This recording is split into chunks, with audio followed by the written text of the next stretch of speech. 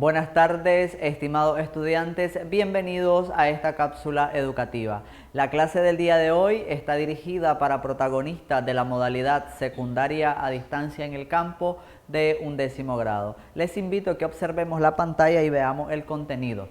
Nos vamos a ubicar un poco a trabajar dentro de los textos líricos y de los textos líricos vamos a ver sus características y vamos a leer un poema para que veamos esas características de los poemas, qué nos transmiten los poemas, qué nos quieren decir, en este caso el hablante lírico de ese poema que vamos a leer. Leamos el material que tenemos acá en pantalla. Dice que la lírica es un género que está inmerso en el interior del poeta. ¿Por qué un género que está inmerso en el interior del poeta? Porque es el poeta expresando lo que siente, sus emociones, sus sentimientos, ya sean de alegría, ya sea de tristeza o cualquier otra cosa que él desee expresar. Ya les decía que en este tipo de textos vamos a encontrar sentimientos, emociones, incluso ideologías, ¿por qué no experiencias? Y también ideas. Y todo esto forma parte de la vida íntima e interior del creador. Entonces, solamente para que vayamos viendo algunas características de la poesía. Observemos la siguiente lámina y veamos ya de manera precisa estas características. Dice que en un poema se utiliza un lenguaje muy cargado y lleno de connotaciones. ¿Qué significa esto? Que yo como lector tengo que deducir, tengo que inferir, tengo que aplicar diversas estrategias para poder comprender, para poder deducir qué me está queriendo decir el hablante lírico en el poema. Porque tal vez se me está diciendo una cosa de manera literal, pero se me está sugiriendo otra. Por lo tanto, este tipo de situación que sucede en los textos líricos se emplea, ¿no?, un lenguaje retórico. ¿Ya? Entonces, esa idea que tengo que tratar de buscar qué se me está diciendo más allá de lo literal.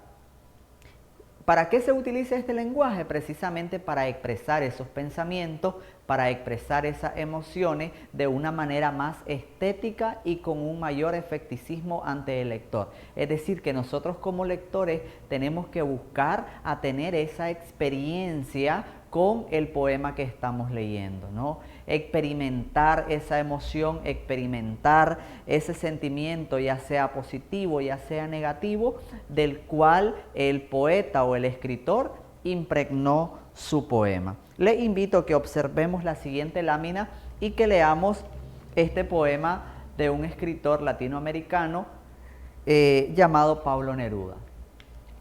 Dice el poema: no culpes a nadie.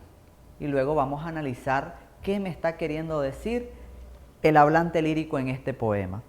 Nunca te quejes de nadie ni de nada, porque fundamentalmente tú has hecho lo que querías en tu vida. Acepta la dificultad de edificarte a ti mismo y el valor de empezar corrigiéndote. El triunfo del verdadero hombre surge de las cenizas de su error. No te amargues de tu propio fracaso, ni se lo cargues a otro. Acéptate ahora o seguirás justificándote como un niño. No olvides que la causa de tu presente es tu pasado, así como la causa de tu futuro será tu presente. Pablo Neruda. Si yo les pregunto, ¿verdad? Acá, ¿cuál es la primera impresión que nosotros tuvimos al leer el poema? Posiblemente, ¿verdad?, pudimos haber escuchado a ese poeta, a ese escritor o a ese hablante lírico que se expresa en el poema, que ya ha vivido, que ha cometido muchos errores y que ahora se da cuenta que él tiene o que como persona debemos responsabilizarnos de lo que hemos hecho, de lo que nos ha pasado, de lo que nos ha vivido, de lo que hemos vivido, perdón. Ya desde el mismo título, el poema es muy sugerente y nos dice: no culpes a nadie. ¿Qué significa esto? Nos está diciendo: vos sos responsable de tu vida. y vemos que lo vemos ya también en el primer verso. Nunca te quejes de nadie ni de nada. Y en el siguiente verso nos refuerza, porque fundamentalmente tú has hecho lo que querías en tu vida. Aquí la idea de que solo nosotros somos los responsables de nuestra propia vida y por lo tanto de nuestras propias decisiones. Observen que esto que yo les acabo de comentar no me lo dice el poema de manera literal, ¿verdad? Lo estoy sugiriendo, lo estoy infiriendo y lo estoy deduciéndote. Dice en los siguientes versos, acepta la dificultad de edificarte a ti.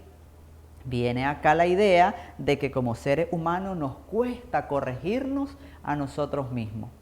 Y luego dice en el siguiente verso, el valor de empezar corrigiéndote. Y vean cómo el hecho de que nosotros reconozcamos nuestros errores dice que es un valor que como seres humanos tenemos que buscar, tenemos que conseguir.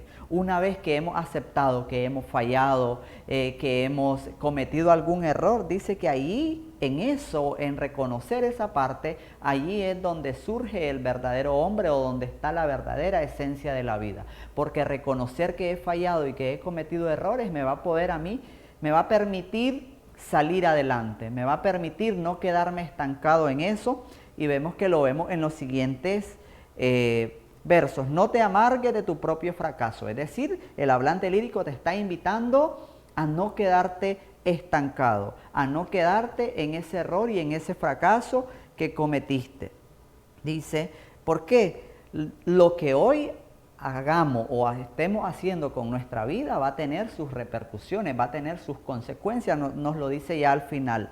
No olvides que la causa de tu presente es tu pasado, así como la causa de tu futuro será tu presente. De manera general, el poema entonces nos está invitando a reflexionar sobre nuestra vida, qué estamos haciendo, cómo nos estamos llevando, y que nos invita, ¿no?, a darnos cuenta que lo que hagamos ahorita va a tener una consecuencia mañana. Observen entonces que esto que estamos trabajando del poema no me lo dice de manera literal, y a eso viene el lenguaje que se utiliza en el poema, un lenguaje retórico, un lenguaje cargado de connotaciones. Les invito a que observen la siguiente lámina. Van ustedes a leer este poema que se llama No te rindas. Lo anotan en su cuaderno, del autor Mario Benedetti, y vamos a responder esas actividades que tenemos en la parte derecha. Comentar a través de un párrafo el poema leído anteriormente, relacionar el contenido del poema con alguna situación que hayas vivido y que el poema se lo recuerde, y cómo hemos reaccionado ante esta situación. Observen, jóvenes, que como habíamos hablado al inicio, la poesía o la lírica es un género cargado de mucho sentimiento y de mucha emoción. Soy el profesor Luis Zelaya y nos vemos hasta la próxima.